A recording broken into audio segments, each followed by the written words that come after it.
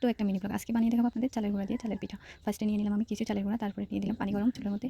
পানি গরম হওয়ার পরে সবগুলো একটু করে মিক্স করে নিলাম, একটু একটু করে পানি মিক্স করে নিতেছি আটার মধ্যে। অন্যদিকে নিয়ে নিলাম এক বোতল দুধ, এর দুধ চা বানাবো সেই জন্য বসাই দিলাম দুধগুলো গরম হওয়ার জন্য অপেক্ষা করতেছিলাম। এখানে দিয়ে দিলাম চিনি আর চা পাতা দিয়ে এগুলো ভালোভাবে নাড়তেছিলাম। দেখুন আস্তে আস্তে এটার কালার বের হয়ে আসছে, একটু নাড়ার পরে ভালোভাবে কালারটা বের হয়ে যাওয়ার পরে আবার ফিরে গেলাম আটার কাছে। আটা একটু গোলার পরে এখন আবার ভালোভাবে সব আটা মিক্স করতেছি। আটা যত বেশি মিক্স করবো তত বেশি পিঠা সুন্দর হবে। ভালোভাবে মিক্স করতেছি। এখন দিয়ে দেবো সবগুলো আটার মধ্যে, এখন দিয়ে দেবো দুইটা ডিম, একটা 3 হাঁসের ডিম আর একটা হাঁসের ডিম দিয়ে দিতেছি। এখন একটু একটা করে হাঁসের ডিম ভেঙে দিয়ে দিতেছি। এখন ওই হাঁসের ডিমগুলো ভালোভাবে মিক্স করে নেবে। হাঁসের ডিম সুন্দর করে মিক্স করে নেব যাতে হলুদ রঙটা একবারে পুরো মিক্স হয়ে যায়।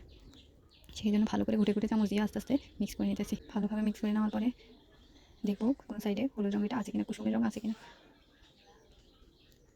এখন চাপা বসাই দিয়েছি চুলার মধ্যে। এটা গরম হওয়ার পরে আস্তে আস্তে এগুলো আবার মিক্স করতেছি বলক ওঠানোর জন্য। বলক উঠায় যখন চুলার মধ্যে দেবো তখন এগুলো সুন্দর মতো জালি করবে, সেই জন্য বলক উঠেছি। বলক উঠে এখন দিয়ে দেবো সবগুলো আস্তে আস্তে চুলার মধ্যে দিয়ে দিলাম। দিয়ে এবার ভালোভাবে এটা পাতলা করে নিতেছি। সাইজ এগুলো যত পাতলা হবে খেতে ততই ভালো লাগে, সেই জন্য আস্তে আস্তে দিয়ে দিতেছি পাতলা হওয়ার জন্য। এখন এটাকে ঢাকনা দিয়ে দেবো। কিছুক্ষণ পর ঢাকনাটা তুলে নেব। দেখুন পিঠার লুক কত সুন্দরভাবে ফুলছে, কত সুন্দরভাবে হয়েছে। পিঠা যদি সাথে সাথে না ওঠে তাহলে ভেবে নেবেন পিঠা এখনো হয় নাই।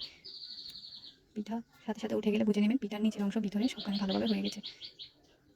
এরকম করে আস্তে আস্তে একটা একটা করে বারবার দিয়ে দেবো। দিয়ে কিছুক্ষণের জন্য ঢাকনা দিয়ে দেবো। ঢাকনা দিয়ে দেওয়ার পরে এগুলো আবার 30 সেকেন্ড পরে আবার ঢাকনা উঠে রেখে দেবো। দেখুন পিঠার ফাইনাল লুক কত সুন্দরভাবে পিঠাগুলো হতেছে। আর যদি পিঠাগুলো নিচে এঁটকে যায় না ওঠে তখন কী করবেন, ভালো সোয়াবিন তেল দিয়ে একটু ব্রাশ করে নেবেন, তারপরে পিঠাগুলো দিবেন। এরকম করে একটা একটা করে দেখবেন সুন্দর মতো চিড়ে পিঠা হইতেছে আপনাদের।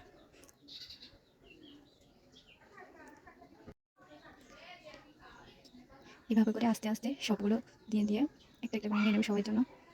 এগুলো দুধ চা দিয়ে খেতে সবচেয়ে বেশি মজা, কিন্তু এক একজনের কাছে খাইতে এক এক রকম লাগে। আমার কাছে বেশি দুধ চা দিয়ে ভালো লাগে। আজকে এই পর্যন্ত, ভালো থাকবেন সবাই, আল্লাহ হাফেজ।